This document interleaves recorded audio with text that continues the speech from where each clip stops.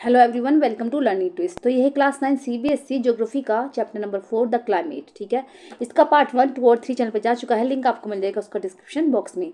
तो आज हम इसका पार्ट 4 कवर कर रहे हैं। पार्ट 4 में टॉपिक आएगा retreating post monsoon the transition season. ठीक है, तो during October and November with the apparent movement of the sun towards the south. क्या होता है, अक्टूबर नवंबर में जो सन का जो मूवमेंट होता है वो साउथ की तरफ होने लगता है। पहले सन जो था नॉर्थ की तरफ गया है ना, तो गर्मी पड़ी। अब क्या है, वो साउथ की तरफ आने लगता है। The monsoon trough or low pressure trough over the northern plains becomes weaker. Low pressure belt जो ट्रॉफ बना था हमारा, जैसे यहाँ बना था ना, यहाँ से लेकर थार से लेकर पटना तक बना। ओके, फिर नीचे छोटा नागपुर प्लेटू की तरफ ट्रॉफ बना एक, तो वो ना कमजोर पड़ने लगता है। This is gradually replace by a high pressure system, जो कि एक हाई प्रेशर सिस्टम में जो है रिप्लेस होने लगता है। लो प्रेशर से हाई प्रेशर में बनने लगता है। तो हाई प्रेशर में तो हवाएं होती नहीं है, हाई प्रेशर से लो प्रेशर की तरफ विंड भागती है ना। तो the south west monsoon winds weekend and start withdrawing gradually. तो क्या होता है, साउथ वेस्ट मानसून की जो हवाएं होती हैं वो कमजोर पड़ने लगती हैं और वो वहां से निकलना शुरू कर देती हैं नॉर्दर्न प्लेन से। By the beginning of October the monsoon withdraw from the northern plains. अक्टूबर की शुरुआत में जो मानसून होता है, मानसूनी हवाएं जो होती हैं, फिर जो मानसून होता है वो नॉर्दर्न प्लेन से विदड्रॉ होने लगता है, यानी कि वहां से निकलने लगता है। The months of October November form a period of transition from hot rainy season two dry winter condition. तो क्या होता है, जो मंथ्स है अक्टूबर और नवंबर का, वो एक ऐसा पीरियड होता है जिसमें कि हॉट रेनी सीजन से जो ट्रांजिशन हो जाता है किसमें, विंटर ड्राई विंटर कंडीशन में, यानी कि ठंड आने लगती है।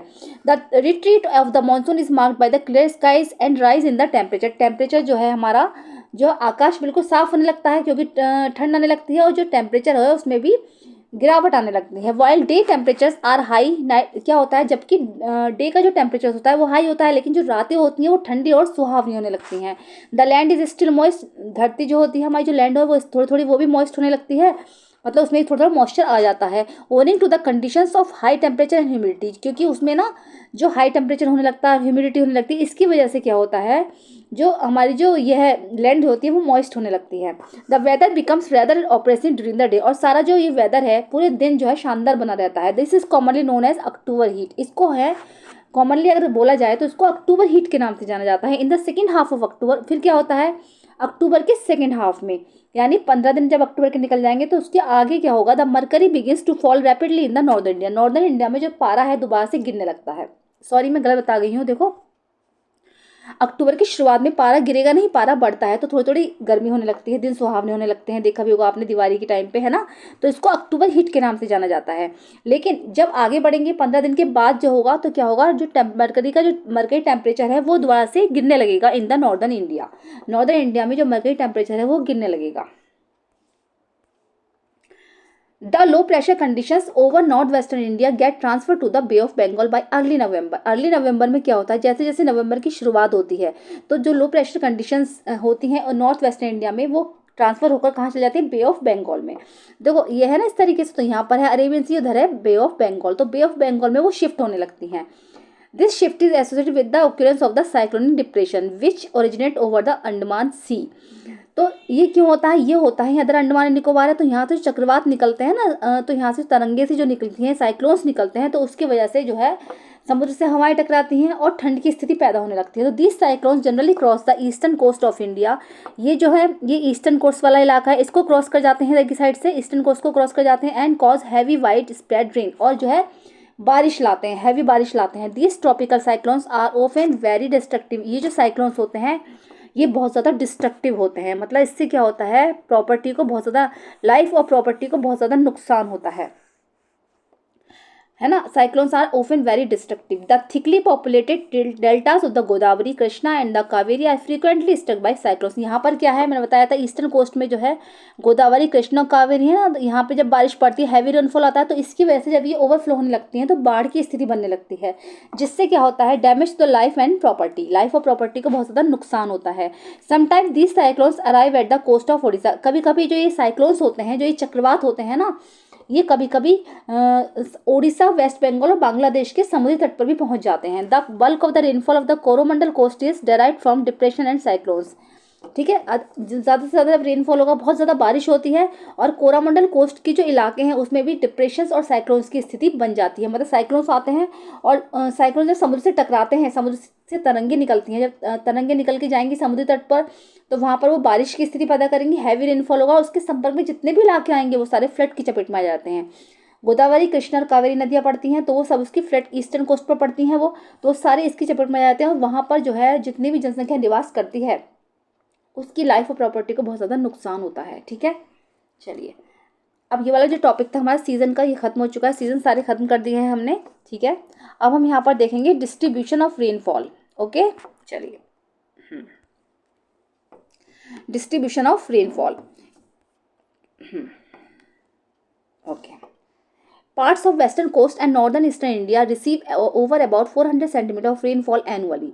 ठीक है, वेस्टर्न कोस्ट के जो पास्ट हैं, वेस्टर्न कोस्ट के जो पास्ट हैं, और जो नॉर्थ ईस्टर्न इंडिया में क्या होता है 400 सेंटीमीटर के करीब लगभग रेनफॉल जो है एनुअली देखा गया है ना, मतलब बारिश होती है, यानी कितनी ज़्यादा बारिश होती है। It is less than 60 centimetre in western Rajasthan and adjoining parts of the Gujarat, और लगभग इससे 60 सेंटीमीटर कम वेस्टर्न राजस्थान और जो है गुजरात के कुछ पार्ट्स में होती है, हरियाणा और पंजाब में। हाँ, गुजरात, हरियाणा और पंजाब में। ठीक है, तो यानी कि 60 सेंटीमीटर यहाँ से कम होती है।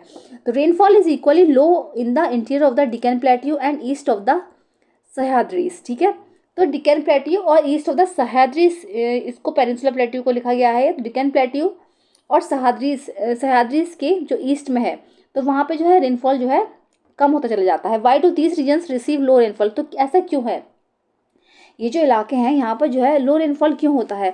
A third area of low precipitation is around Leh in Jammu and Kashmir, जो तीसरा एरिया जो है वो है जम्मू एंड कश्मीर में लेह वाला इलाका।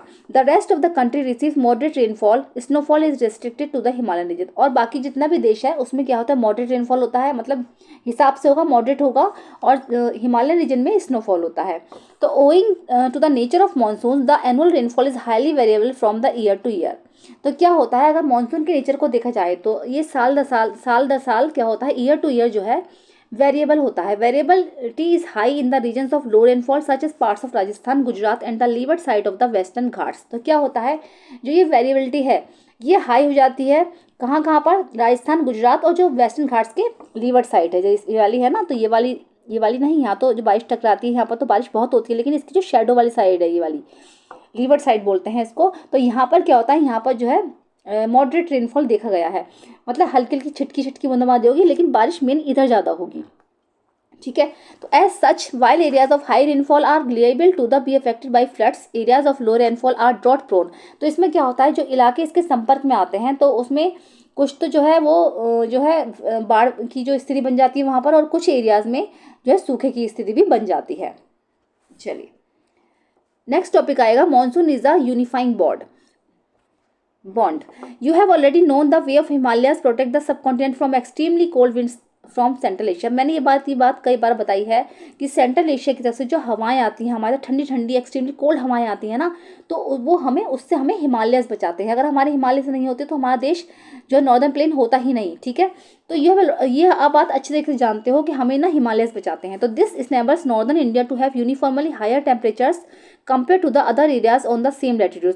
तो क्या है, इसलिए जो हिमालय वाला जो रीजन है यहाँ पर जो हाई टेम्परेचर्स होता है, और जो लैटिट्यूड्स की जो कंपेरिजन करें अगर, तो हिमालय वाले रीजन पर हायर टेम्परेचर्स होता है। Similarly the peninsular plateau under the influence of the sea from three side, इसी तरीके से जैसे पेनिनसुलर प्लेट्यू है जो 3 साइड से समुद्र से घिरा हुआ है, हैज़ मॉडरेट टेम्परेचर। यहाँ पर जो है टेम्परेचर होता है मॉडरेट होता है, जैसे गर्मियों में गर्मी होगी, नॉर्मल रहेगा, और सर्दियों में सर्दी रहेगी। तो डिस्पाइट सच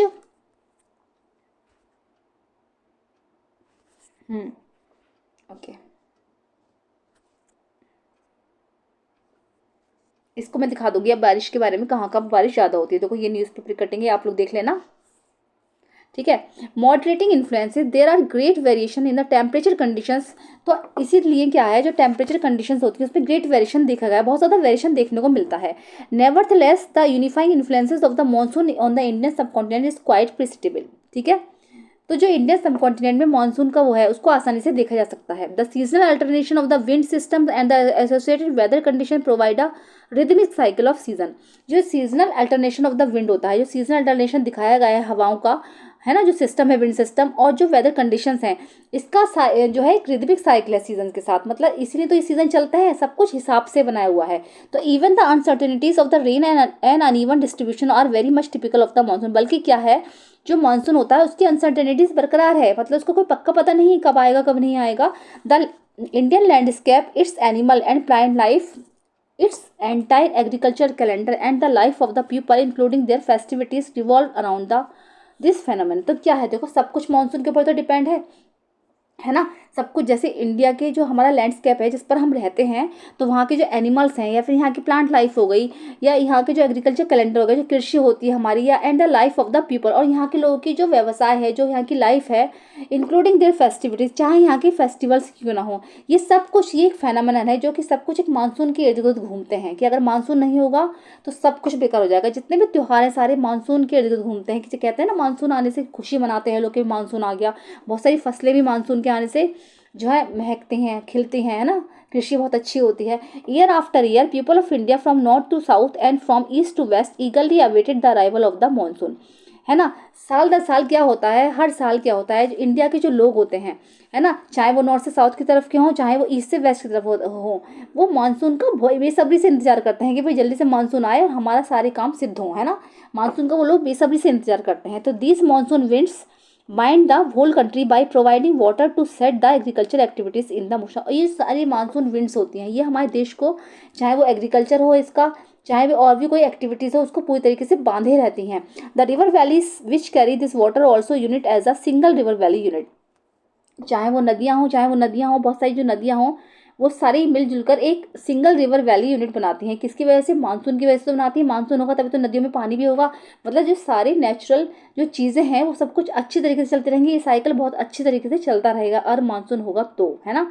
तो मानसून जो है बहुत महत्वपूर्ण है। और इंडिया जैसे देश में जहाँ पर एग्रीकल्चर ही सब कुछ है, एग्रीकल्चर ही यहाँ के लोगों का मेन जो है ऑक्यूपेशन है, तो भाई मानसून तो होना ही चाहिए, ठीक है। चलिए, चैप्टर हो चुका है आपका कंप्लीट। क्वेश्चन आंसर इसकी मैं बाद में आपको दे दूंगी, ठीक है। तो चलिए, वीडियो कैसी लगी है, अगर पसंद आई है तो उसको लाइक करिए। चैनल में फर्स्ट टाइम विजिट कर रहे हैं तो चैनल को सब्सक्राइब करिए, साथ में बेल आइकन भी प्रेस करिए। मिलते हैं नेक्स्ट वीडियो में। Thank you so much.